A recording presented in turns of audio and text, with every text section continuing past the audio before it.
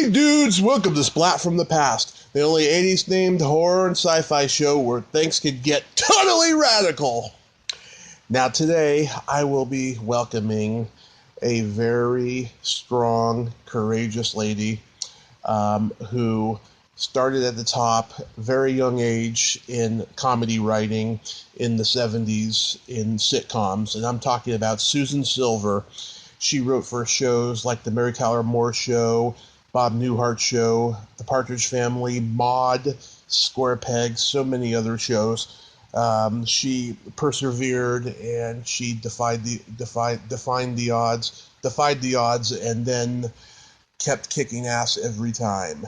And she has a new memoir out. It's been out for a couple of years. It's called Hot Pants in Hollywood, and it's available on Amazon right now. And I'm very fortunate to have her on the show today. I love talking to people who persevere through many, many obstacles and come out on top. So, here is my interview with Susan Silver. Hey, Susan, welcome to the show. How are you today? How am I? I'm sleepy and full of everything I've eaten for the last 22 days. But other than that, I'm fine, Tommy. How are you?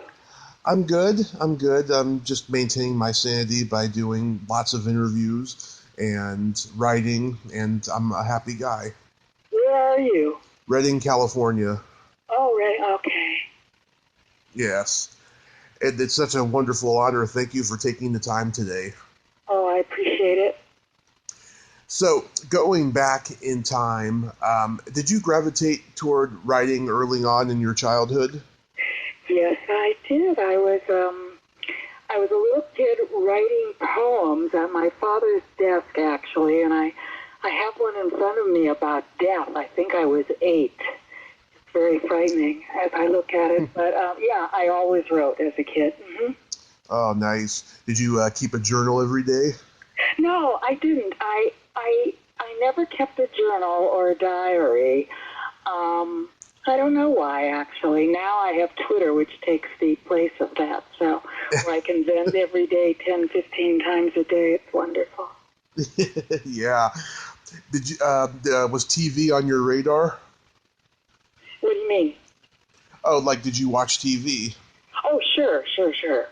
Mm-hmm. What kind of shows did you watch?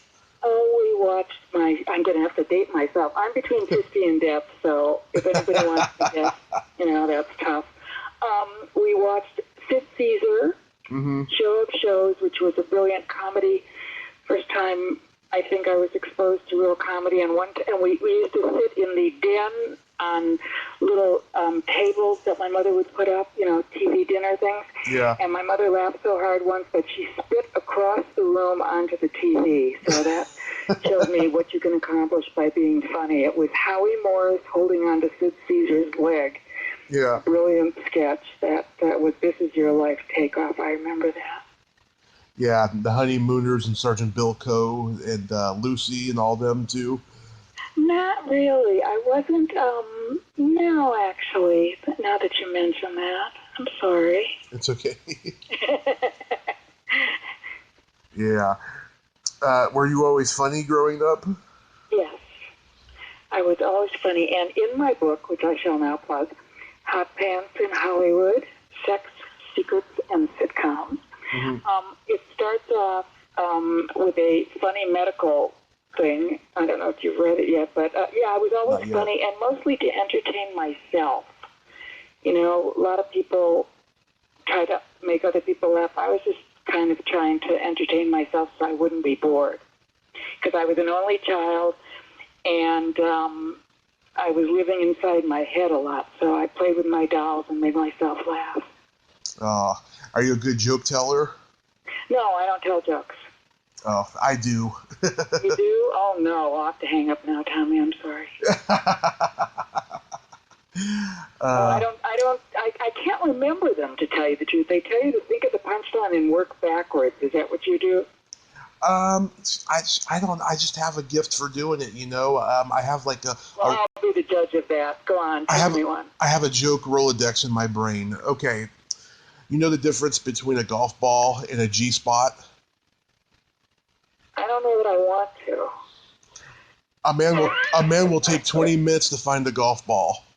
It takes what? It takes a man 20 minutes to find the golf ball. Oh, okay. Okay.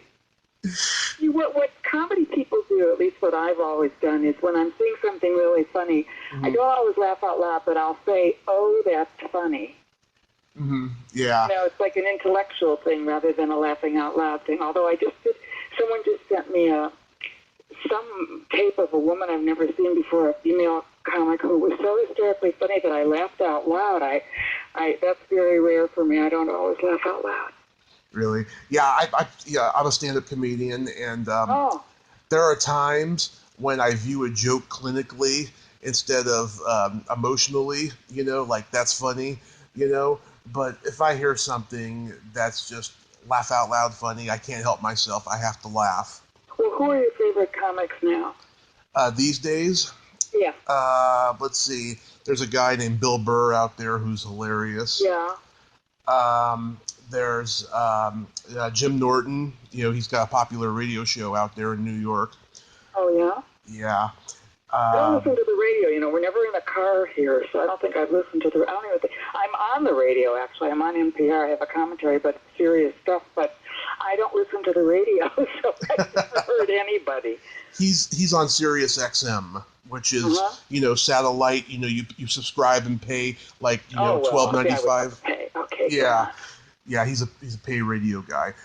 But I like those guys. There's a guy named Bert Kreischer. His wife has a great podcast. She's been a guest on here twice.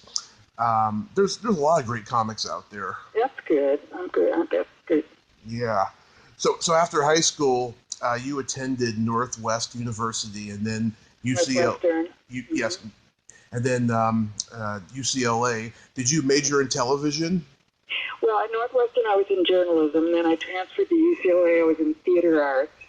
And that's where I was pals with Jim Morrison of The Doors. Really? Yeah. See, you didn't read my book, Tommy. I have to hang up now. I've talked to a lot of people who had Jim Morrison encounters back then. And, they just talk about how, he was nuts, but he had this, amazing mind.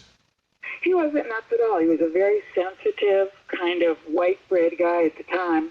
Mm-hmm. And I tell in my book how we had two friends who were motorcycle types, a guy named Max and his girlfriend Liz, and he took his whole persona from Max. He grew long hair and did the leather and everything afterward, but in school he was just a very sweet, serious, sensitive guy.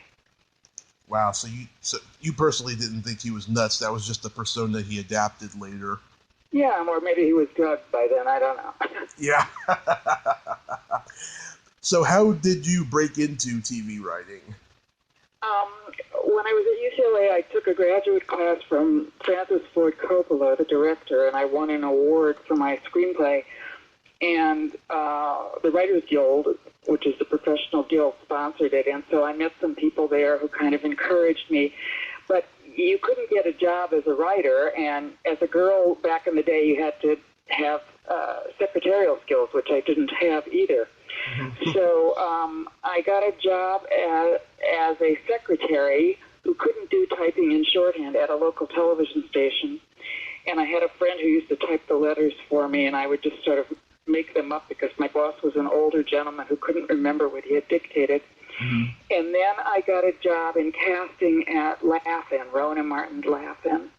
Oh, I grew up watching Laugh-In on Nick at Night when I was only 4. I loved that show. Well, that must have been a little much for your 4-year-old brain. Yeah, I look at it now and I'm like, oh my God, this show is almost drug influenced. Well, no wonder you turned out. Now I can see why we can blame it on Laugh-In. I'm so sorry. You can blame it on a lot of things. But did you eventually write on Laugh-In? No, so I wanted to write, but they wouldn't let me because there were no women writers. And actually, a couple of years ago, the New York Times printed a piece on me in which it said because I was a girl. They asked people if you couldn't get a job because you were a girl. And I said, yeah, my boss told me I couldn't be a writer because we were in an apartment and the guys wanted to walk around in their underwear and fart.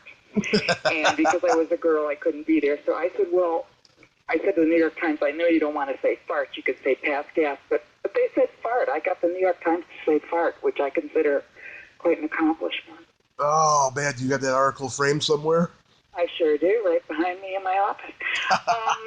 What happened was I met a girl who was being managed by Gary Marshall, who was a great late producer, writer, director. He had a group of writers he managed for his father. It was like a little business he set up. And she and I began writing, and we did a Love American style. Gary got us in there. And then she took a break to have a baby, and I saw this show, Mary Tyler Moore, and I said, Gary, I can write this show because Mary was from Minneapolis, I was from Milwaukee, she worked in a small TV station, I worked in a small TV station, so he got me an interview there by backing me and saying, you know, if she does a bad job, I'll fix it, you know.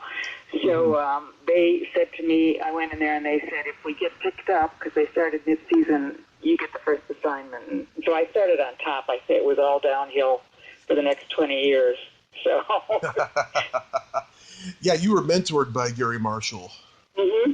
Yeah, I've interviewed his niece. I've interviewed people that worked with him. They all say the same thing. The reason his shows and his movies were so successful is because he understood humanity. He was the nicest guy ever. He was my best friend and my manager, and yeah, it was a terrible loss. He was a good guy. I miss him every day, actually. Yeah, did you get to spend enough time with him before he passed? No, I was in New York, but I mean, we've been friends for all those years, and I'm friends with the gal who runs his theater, Heather Hall, and I'm still very close with them. Oh, that's wonderful. That's wonderful. So in those days, in the writers' rooms, did you deal with a lot of misogyny and harassment? No, see, there were no writers' rooms then. Oh, there wasn't. No, we would go and pitch the stories. Mm-hmm. And we would get notes and things from the producers, the executive story consultants, and we'd go home and write the first draft. Well, first we'd write a story, then we'd turn it in and get notes, then we'd write the first draft, get notes, and then the second draft. And usually that would be the end of it. But on Mary Tyler Moore, you got to go to the table and be there through the rewrites and the taping, which was wonderful. Other places weren't as good, which is why the shows weren't as good. But there were no writers' rooms back then. Oh, that's interesting. I did not know that. Well, see, if you had read my book, Tommy, you'd know that. What's the name of the book? She said pushily. It's called Hot Pants in Hollywood. Yeah. Yes. And I did the audio version, which was really fun. Nice. Yeah, I actually like audiobooks a lot better. I don't have the attention span anymore to actually physically read, but you know, I will get a hold of the audio book, I promise. Okay. You know, but was it the same process though that you had to write all these like different jokes and you're lucky if one ends up in the final product? No. First of all, you don't write jokes for situation comedy. That's why it's called situation comedy. You write characters and stories.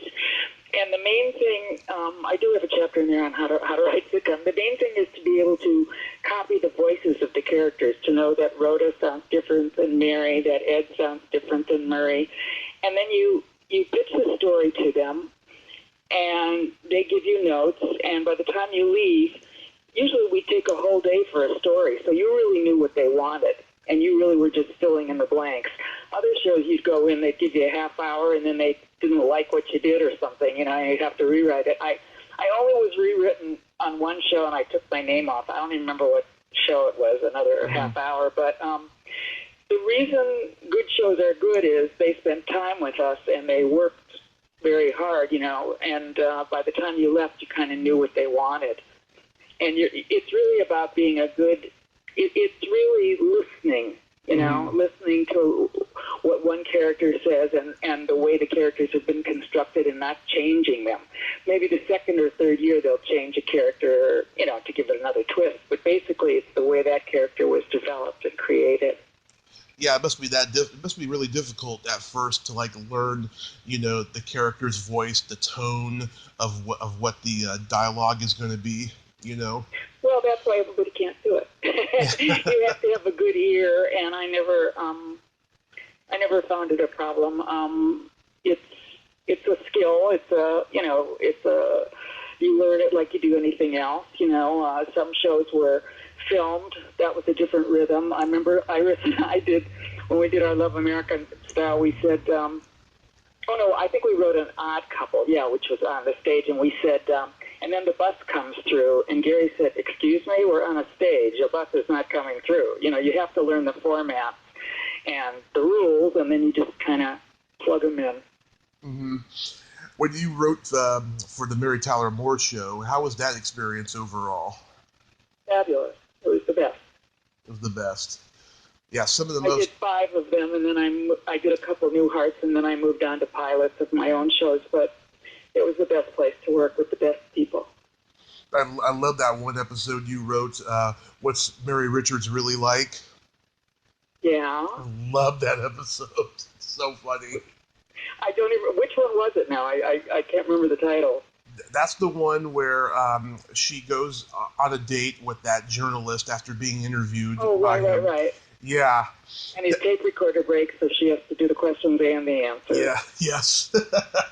Right. It really holds up in today's world of what we have, fake news and journalistic bias and all that. It really holds up, that episode. The whole show does, people. Yeah. I mean, when I did my book tour, I met all these young people who love that show, and back in the day, everybody watched it. Mostly gay guys and single girls. Somehow that was the audience. I don't know why. On Saturday night, I guess we were home or something. But yeah, it's held up quite well. Yeah, and some of the most brilliant comedy writing ever is on that show. It still hasn't been matched to this day, even with all the great shows that we've had since. I love, of course, that Chuckles the Clown episode that was near the end. That was really the number one episode. Yeah, that's one of the funniest. But this one, though, that you wrote, I love. I love it when Murr says, if Mary were a duck, she'd look better than you. I don't even remember that. Really? Yeah. Okay, if you say so. Or when Lou Grant is angry about what she said about him, he's like, "You told them I drink as much as I drink." Ed is a great guy. He's a good friend, and he's still out there, very active. He's 90. He's acting and doing, and he's a good guy. I know. He's an amazing man. He's out there. He keeps going and going, just like the Energizer Bunny. Yeah, he is. He really is. You wrote an episode of Maude called Maude's Problem. Mm-hmm. I remember that episode, too. William Redfield, who we lost way too young, was in that episode. That was a spin-off of All in the Family, and they didn't have a pilot. And so I was very fortunate to be asked to do that, but I worked with the producer, Rod Parker, and Norman was out of town that week. And when he came back, he did a pretty good rewrite of it because it was his character. He knew it better than anybody, and he was extremely generous to me to leave my name on it because it was my story and everything. But I only did one of those, and that was just a unique circumstance. Because I always wrote from my own life, and that was what happened. I was going to therapy, and my mother said, "Are you going to blame everything on me with the therapist?" I said, "Of course I am." So Maude went, Carol went to therapy, and Maude asked the same question. So Maude was kind of like my mother, actually. Really? Yeah, that's why it was easy. Was B. Arthur like your mother? I don't know. I never met her. I was afraid of her. I was afraid she was intimidating. I didn't go meet her. Yeah, I've heard that from a lot of people, that she was intimidating. Did you try to write on the All in the Family also? No. I did Mary's, and then I did Newhart. And Newhart was easy to write because that was my husband, was very laconic like that. And so I just wrote stuff that my husband had said and did. And then, as I said, my second year I went on to do pilots and movies of the week. So I didn't do any other. I did 13 episodes my first year, and then I didn't do any more. How was working for the Partridge Family? Yeah, that was fun. I did 2 of those. that was fun, and everybody had a crush on David Cassidy, and that was, and I put Shirley Jones in hot pants. So as I said, everything I wrote from my own life, because I wore hot pants. I'm not sure why I did that, but I did, and I got a lot of publicity because of that, and so I put her in hot pants. So. Sounds like you're the original Daisy Duke. No. No. How was collaborating with Carl Reiner on the new Dick Van Dyke Show? You know something? It's so weird. I don't remember that. I did one episode. I don't even know if it was shot or not. I honest to God don't remember that. Where did you see it in my in the list of credits then or something? Yeah, list of credits. Yeah, IMDb. Yeah, I honestly don't remember. As I said, it was a few years ago. Yeah, they're not always accurate, so sorry about that. No, I did it. I wrote it, but I don't know if the show lasted long enough to shoot it, or if honestly, I just don't remember. Yeah, because I personally never saw it. You wrote on Square Pegs. Yeah. How was that experience? Not as good? No, that was not a good experience. They hired me because I was the grown-up, so I was the executive script consultant, and they were all Saturday Night Live writers, and there was a lot of grass and a lot of screaming, and it was not the most fun experience. So. Yeah, I remember that Halloween episode, though. Oh, yeah. Yeah, I didn't even discover that show until I was much older and stuff. It wasn't in syndication when I was growing up watching Laugh-In and all these other shows on Nick at Night. Well, the good thing about it was, I will say, they let us produce our own shows. So I had done casting. That was fun. I got to do the casting and produce my own episodes. That part was fun, but it was not the most wonderful work experience. So. Oh my God. I was reading reviews on your book, and in the book it said you had an experience with Cosby. Oh, yeah. Yeah.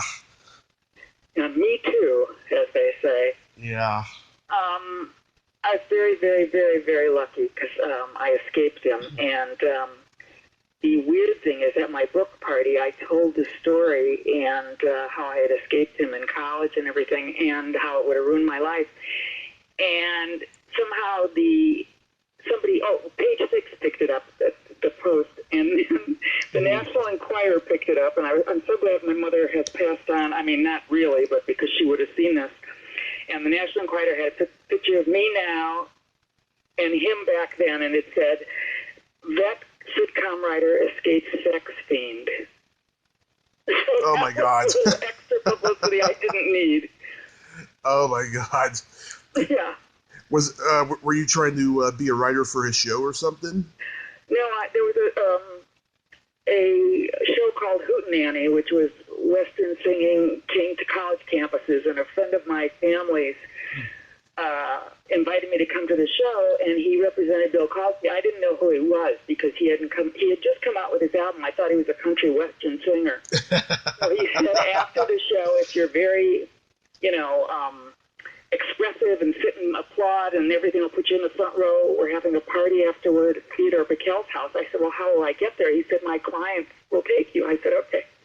So I was very effusive, and they invited me to the second show. And afterward, it was Bill Cosby who had done a little bit on the show, and I didn't know who he was. So he took me to the party, and the party was fine. On the way back, he sort of, I wrote about it in the book, he sort of made a move, and I fell out of the car trying to escape. So I'm very, very lucky. Yes, you are, Susan. Oh my God. It would have ruined my life, let's put it that way. Yeah. Wow, that's terrible. Did you have lots more of those experiences with other people?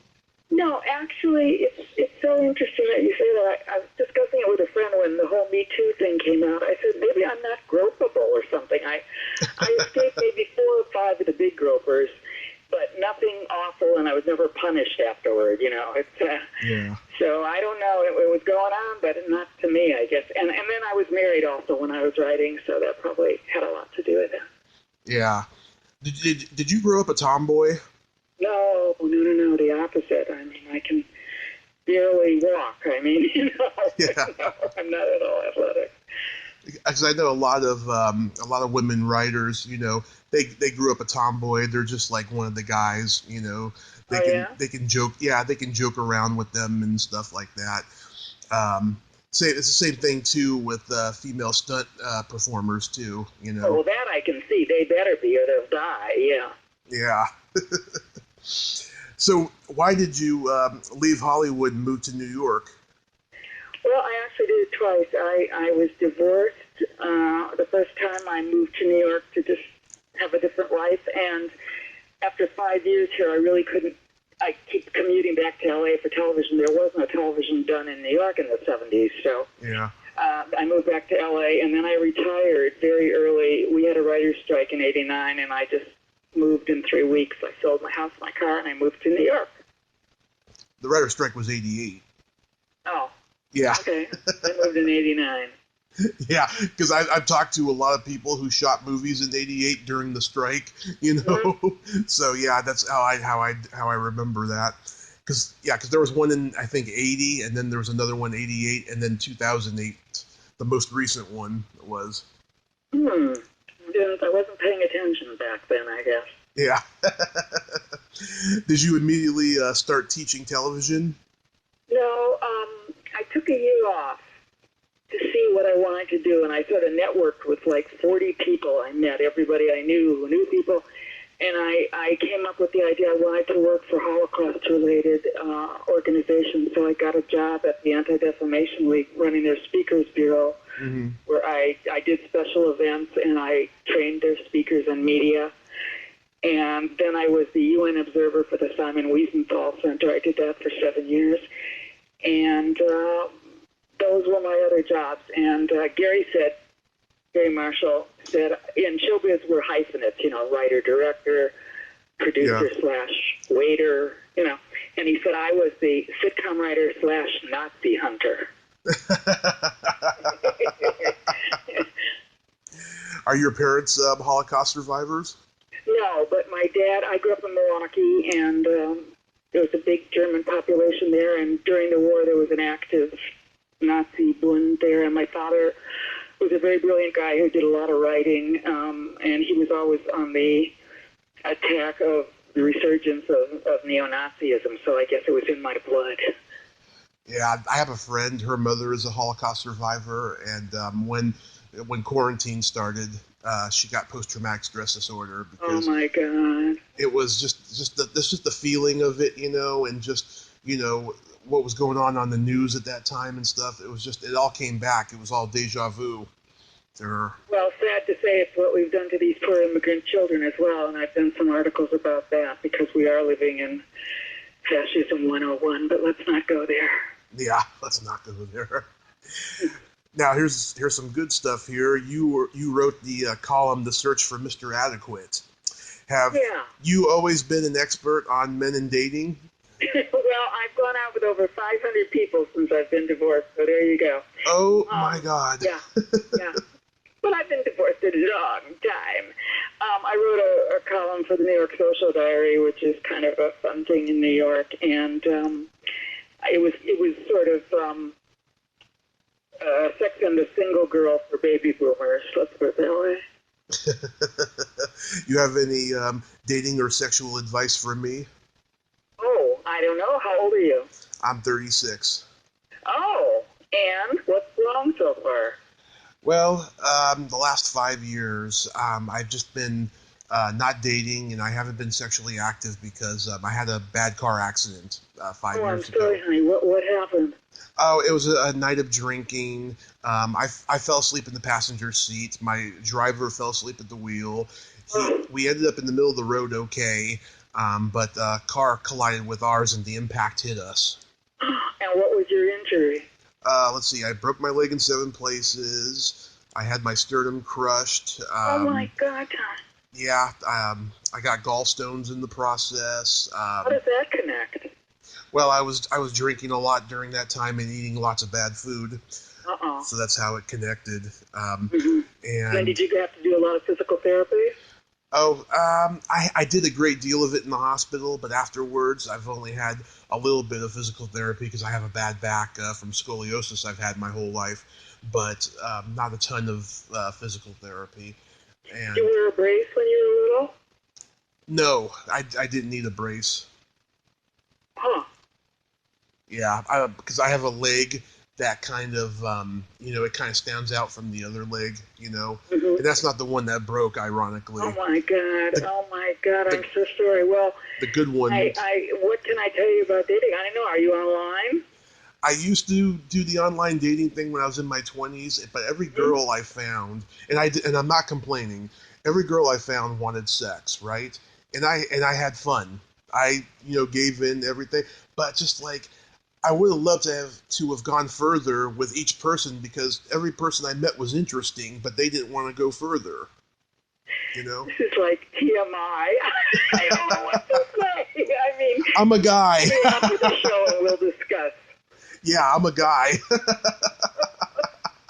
Well, don't give up. That's about the only positive thing I can say. Okay, I won't give up.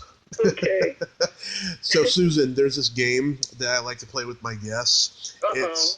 It's secret silly slumber party questions. Uh-oh. And how this works is I ask you the question and you answer it, and then you ask me the same question and I answer it. Unless I don't answer it. Yes, but I haven't had a person yet who hasn't. Well, let's see what the questions are. Okay. Susan, are you ticklish? Very. Are you ticklish? I am baby ticklish, yes. What is your favorite part of the body? Of mine or somebody else's? It can be any. Eyes are good, I guess. That's a popular one. Mm-hmm. What's yours? The belly button. Oh, ticklish-wise. Yeah, okay. You're the second one who's brought that up, by the way. And her name was also Susan. Oh. Yeah. Great minds, great name. Yes. What color are your toenails painted? Kind of a salmon color, shiny. Nice. Oh, yours? I hope not. They're not painted right now, but last time they were purple with sparkles. And why is that? I'm openly bisexual, and so that's well, you see, you didn't explain that. Yeah, sorry, I forgot to mention. Yeah, small thing there. Well, what about the guy situation then? Same, I just haven't I haven't found anyone that that floats my boat. In all ever? Oh no, I have in the past, but I'm just talking in the last 5 years. So what's the longest relationship? A summer back in 2008, I was with this girl. I thought I was going to marry her, which is really silly thinking when you're 25 and you just met the person. But that's how I felt at the time. And then after that, I became, basically Richard Gere in American Gigolo. I just dated a lot. And I was working as a bouncer in a bar. So when you work as a bouncer in a bar, that's a sexy job. Oh my God. And so you're just running wild with that. Have you ever been in therapy? I tried in 2004, and the guy was really condescending and made me uncomfortable, and then basically said, "You're okay. You just need to get out more." Well, you could find someone else. I went to a bunch of different ones till I found someone I liked. So. I've been told that, but it's helpful. Yeah, we'll see. Okay. Okay, two more here. What would you say is your best personality trait? Best personality trait? It's between fun and really, really empathetic. That's exactly where I was going to go with me. My sense of empathy is my best personality trait. My second. When's your birthday? June 6th. Oh, okay. I don't know what sign is that. That's a Gemini. Oh, okay. That would be my number one. My number two would be the fact that I'm not easily offended and that I have no filter. I couldn't notice. Yeah. But hey, I'm a gentleman. Last question. I'm terrified now. But hey, I'm a gentleman. Okay. Is there a stinky smell that just makes you gag? Oh. What was that one in chemistry? One in chemistry. rotten eggs or some sulfur or something? Probably, yeah, it's probably eggs. Mm-hmm. I'm not going to ask you. I don't even think you want to know. I don't. Moving on. I'll give you a hint. You put it in. No, it's okay. You put it in an article.